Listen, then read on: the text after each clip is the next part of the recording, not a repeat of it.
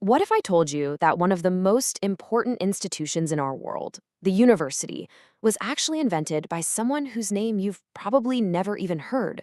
A true architect of education, just hidden in the pages of history.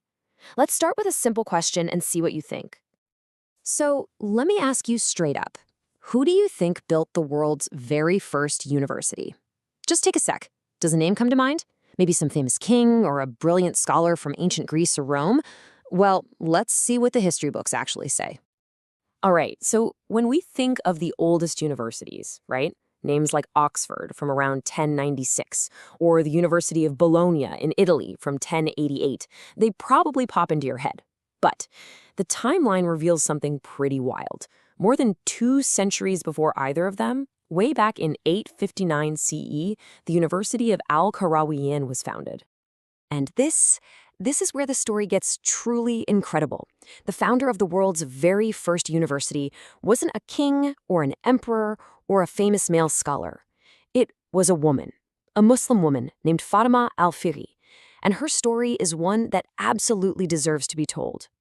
So, who was this remarkable woman? What kind of vision did she have that drove her to literally change the world forever? Let's dive into the story of Fatima al-Fihri. Let's trace her journey. Fatima was born around 800 CE in Tunisia. Her family was not only wealthy, but also deeply valued faith and knowledge. They eventually moved to Fez in Morocco, and it was there, after her father passed away, that she inherited a huge fortune. And that inheritance, well, that was the turning point. Not just for her life, but for the history of education itself. You know, she had this philosophy that was so simple yet so profound. Wealth may disappear, but knowledge remains. She's faced with this enormous inheritance, and her priority wasn't a life of luxury. It was this powerful belief that knowledge is eternal that guided everything she did next. I mean, think about it. She was at a crossroads and made this deeply selfless choice.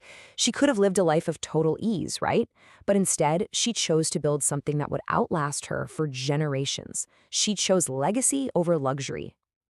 And that legacy, the thing she poured her vision and her entire fortune into, would become something the world had literally never seen before. The very first university, the Great Al-Qarawiyyin. Okay, so burn this date into your memory. 859 CE. In the bustling city of Fez, Fatima al-Fihri dedicated her entire inheritance to start construction. This wasn't just any other building. This was the dawn of a revolution in education. You see, Fatima looked at her community, and she saw a need. She envisioned a single place that could be a center for spiritual life and a hub for intellectual discovery. Her revolutionary idea was to bring a mosque and a center for learning together, all under one roof. And just get a load of this curriculum. For the 9th century, this was absolutely mind-blowing. We're talking mathematics, medicine, and astronomy being taught right alongside theology, logic, grammar, and Islamic law. This was a place for a truly well-rounded, advanced education that drew in the best minds from all over the known world. But maybe the most radical part of all? The admissions policy. It was open to everyone. It didn't matter if you were a man or a woman, if you were wealthy or came from a humble background. The idea was simple.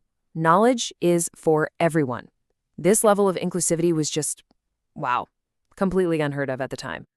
So how does a single vision like that actually last? Let's talk about its incredible 1,000-year legacy and the impact that's still being felt today. Just let that number sink in for a minute. Over 1,160 years of continuous operation. Think about that. Entire empires have risen and fallen in that time, but Al-Qarawiyyin has remained, a steady beacon of knowledge. And look, this isn't just some old, dusty story or a debated historical claim. Today, its status is officially locked in. Both UNESCO and the Guinness World Records recognize Al-Qarawiyyin as the world's oldest existing, continually operating university. It's a verified historical fact. To really get what drove Fatima al-Fihri, you have to understand this one beautiful concept, sadaqah jariyah. It's an Islamic principle of an eternal or a flowing charity. It's an act that keeps on giving, benefiting others and rewarding the donor long after they're gone. Her university, it was the ultimate sadaqah jariyah. So what does all this mean for us today? Well, it means we have to be willing to rewrite the narratives we thought we knew. Fatima al-Fihri's story belongs right there, at the very center of the history of education. And honestly, this just says it all. Fatima al-Fihri wasn't just some passive bystander who influenced events. No way. With her incredible faith, her sincerity, and her unmatched vision, she didn't just change history, she actively wrote it. And that leaves us with this final, really crucial question. For centuries, her incredible story was almost lost to the wider world. It really makes you wonder, doesn't it? How many other architects of our modern world, how many other brilliant stories just like hers are still out there, just waiting to be told?